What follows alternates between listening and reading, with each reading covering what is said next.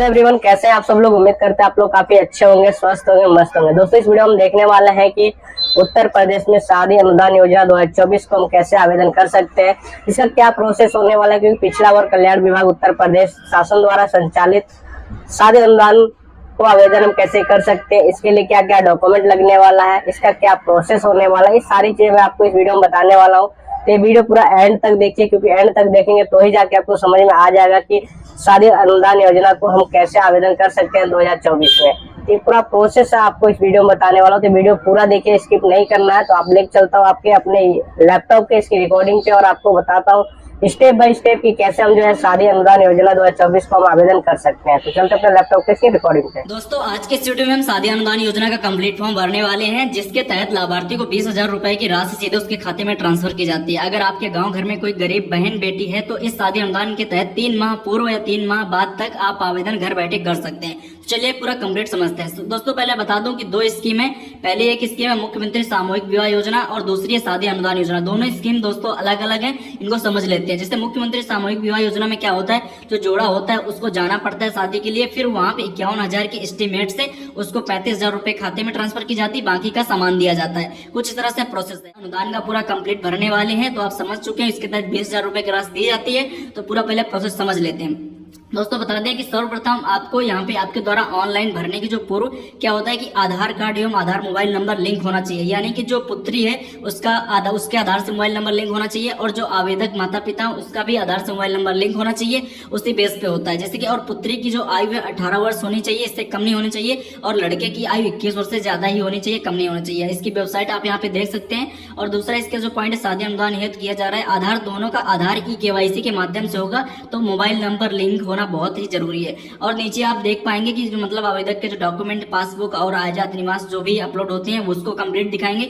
योजना के तहत अंतर्गत 20,000 रुपए की राशि धनराशि दे होगी, आप नीचे देख सकते हैं। और नीचे अगर आप आएंगे तो यहाँ पे देख सकते हैं शादी अनुदान के संबंध में अवगत कराना कि अन्य पिछड़े वर्ग, यानी ये पिछड़े वर्ग के लिए, इसमें सामान्य जाति के लोग नहीं भर सकते। और 3 माह पूर्व और 3 माह बाद तक, यानी कि शादी होने के आप आवेदन कर सकते हैं। केवल ये पिछड़े वर्ग के लिए है और यहाँ पे सामान्य जाति के लिए कोई यहाँ पे प्रावधान नहीं है। इस तरह से और भी लेटर है। तो चलिए हम शुरू करते हैं आवेदन कैसे करना है। ठीक है, सबसे पहले आपको गूगल क्रोम ब्राउजर पे आ जाना है। गूगल क्रोम ब्राउजर में जैसे आएंगे यहाँ पे टाइप करना है शादी अनुदान .upsdc.gov.in। लिंक डिस्क्रिप्शन बॉक्स में डाल देंगे, डायरेक्ट आप इस पेज पर आ जाएंगे। ठीक है, इस तरह से आने के बाद यहाँ पे कुछ टैब्स दिखेंगे। अन्य पिछड़ा वर्ग श्रेणी के लिए यहाँ पे एक टैब्स दिखेगा पंजीकरण करने के लिए, और इधर भी एक टैब है आवेदन करें। तो आप किसी में से भी क्लिक कर सकते हैं। इधर भी क्लिक करेंगे तो भी वही खुलेगा, और अगर आप इधर क्लिक करते हैं आवेदन करें पर क्लिक करेंगे तो भी वही टैब्स खुलेगा।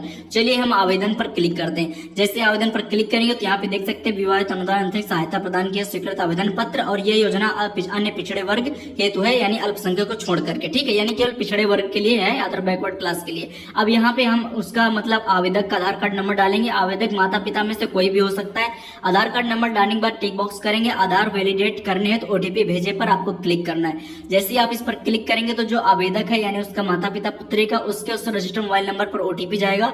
उसको OTP को ले लेना है। लेने के बाद वैलिडेट OTP पर क्लिक करना है। ठीक है, जैसे ही आप क्लिक करेंगे वैलिडेट करेंगे OTP के बाद, तो आपके सामने उसकी आधार से ऑटोमेटिक डिटेल फैच हो जाएगी और इस तरह से आ जाएगी। अब यहाँ पे कुछ चीजें आपको सिलेक्ट करनी होंगी, भरनी होंगी। उसके बाद ऑटोमेटिक कुछ चीजें यहाँ पे फिल होती है, जैसे फोटोज वगैरह सब कुछ यहाँ पे आ जाता है।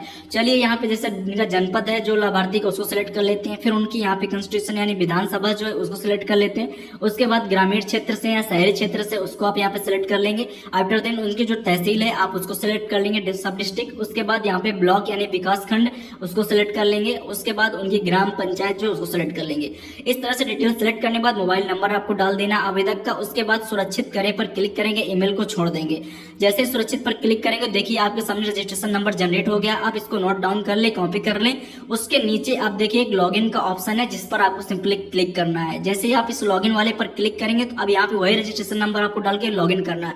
अगर ये टैब्स आपको इसमें नहीं आ रहा है तो आपको क्या करना है, बैक टैब पे आना। आवेदन करता लॉगिन का नीचे ऑप्शन है आवेदन करे के नीचे, इस पर क्लिक करेंगे तो उसी टैब पर फिर से आ जाएंगे। अब यहाँ पे रजिस्ट्रेशन नंबर और कैप्चा फिल करेंगे। रजिस्टर्ड मोबाइल नंबर पर OTP भेजने के लिए यहाँ पर आपको क्लिक करना है। जैसे ही आप इस पर क्लिक करेंगे तो आपके रजिस्टर्ड मोबाइल नंबर पर यानी आवेदक वाले पे ओटीपी जाएगा, तो आपको ओटीपी लेना है। उसके बाद यहाँ पे आपको कैप्चा फिल करना है और लॉगिन पर क्लिक करना है। जैसे ही लॉगिन पर क्लिक करेंगे तो ऑटोमेटिक डिटेल फैच हो जाएगी। अब यहाँ पे देख सकते हैं पुत्री के कुछ टैब्स है, पुत्री की केवाईसी करनी, फिर वार्षिक आय जो होती है उसको भरना है, फिर जात प्रमाण पत्र भरना है, फिर बर का विवरण भरना है, फिर बैंक डिटेल, फिर फाइल अपलोड करनी है, फिर आवेदन प्रीव्यू, फिर लॉग आउट, यानी कि सब चीजें हमें प्रोसेस है, सारे स्टेप हम क्लियर करेंगे। आप देखते जाइए, सारी चीज कर लेंगे। उसके बाद यहाँ पे जैसे कुछ बेसिक डिटेल सेलेक्ट करना है, फैमिली आईडी नहीं छोड़ देंगे, इनका रिलीजन जो धर्म है आप सिलेक्ट कर लेंगे, जो भी धर्म है। उसके बाद आवेदक का विकलांग या कुछ है तो आप सिलेक्ट करेंगे, अदरवाइज यहाँ पे आप छोड़ देंगे। उसके नीचे पुत्री का आवेदक का संबंध, देखिए आवेदक में माता पिता कोई भी हो सकता है, तो जैसे पिता का संबंध है तो हम यहाँ पे पिता भी दिखा सकते हैं। उसके बाद यहाँ पे आवेदक के पुत्री के लिए दूसरा आवेदन है तो हम नो पर क्लिक करते हैं, कैप्चा फिल करते हैं, आगे बढ़ते हैं। फिर अब जैसे आते हैं पुत्री की आधार वेरिफिकेशन डिटेल के लिए आते हैं। अब यहाँ पे पुत्री का आधार कार्ड डालना है, मोबाइल नंबर लिंक होना चाहिए। तो चलिए हम पुत्री का डालते हैं आधार कार्ड नंबर, कैप्चा फिल करते हैं। कैप्चा फिल करने के बाद यहाँ पे टिक बॉक्स में क्लिक करना है। उसके बाद आप जैसे टिक बॉक्स पर क्लिक करें, आधार वैलिडेट करने हैं तो ओटीपी भेजे पर क्लिक करना है। जैसे क्लिक करेंगे तो पुत्री के मोबाइल नंबर रजिस्टर आधार कार्ड पर ओटीपी जाएगा, आपको ले लेना है, कैप्चा फिल करना है और लॉगिन ओटीपी पर क्लिक करना है।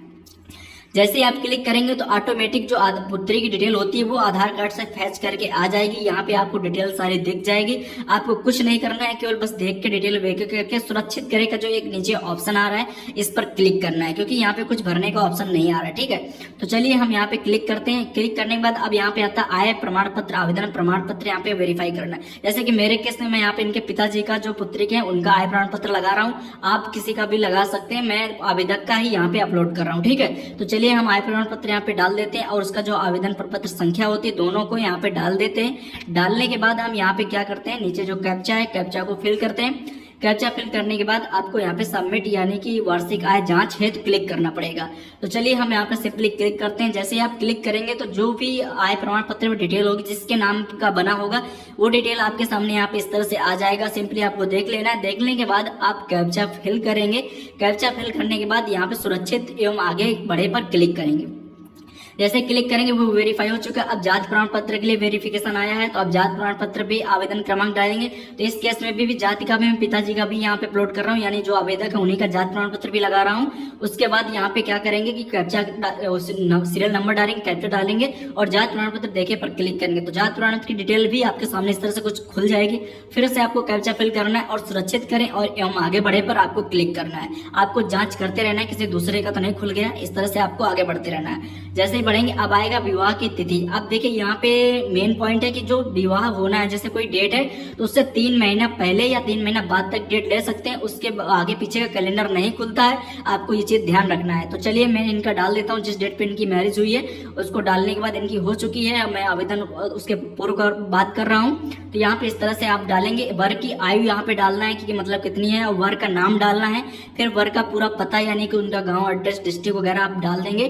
फिर नीचे कैप्चा फिल करेंगे, उसके बाद सुरक्षित करें हम आगे बढ़े पर क्लिक करेंगे। ठीक है, वर्क की डिटेल भरने के बाद यानी लड़के की डिटेल भरने के बाद आप आगे बढ़े पर क्लिक करेंगे। चलिए हम यहाँ पे कैप्चा भर दिए हैं और सबमिट करते हैं, आगे बढ़ते हैं।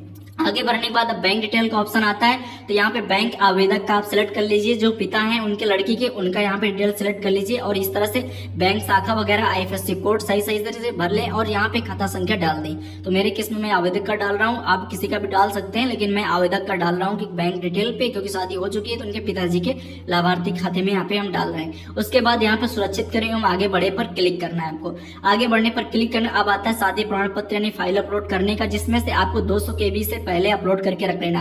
अगर शादी हो गई तो प्रमाण पत्र आपके पास होगा, नहीं है तो आप शादी के कार्ड ही होंगे तो आप उसी को पीडीएफ, ये दोनों कार्ड की एक पीडीएफ बना लीजिए और उसी को अपलोड कर दीजिए। 200 KB से कम की पीडीएफ होनी चाहिए। और इसके बाद यहाँ पे शादी का कार्ड आप सिलेक्ट कर लेंगे और एक उसी पीडीएफ में दोनों का अप डाउन पीछे आप सिलेक्ट करके अपलोड कर देंगे पीडीएफ बना के। तो मैंने पहले से रखा हुआ है पीडीएफ बना के, 200 KB के अंडर में अपलोड पर क्लिक करते हैं। कैप्चा फिल करेंगे, फिर अपलोड प्रमाण पत्र पर आपको क्लिक करना पड़ेगा।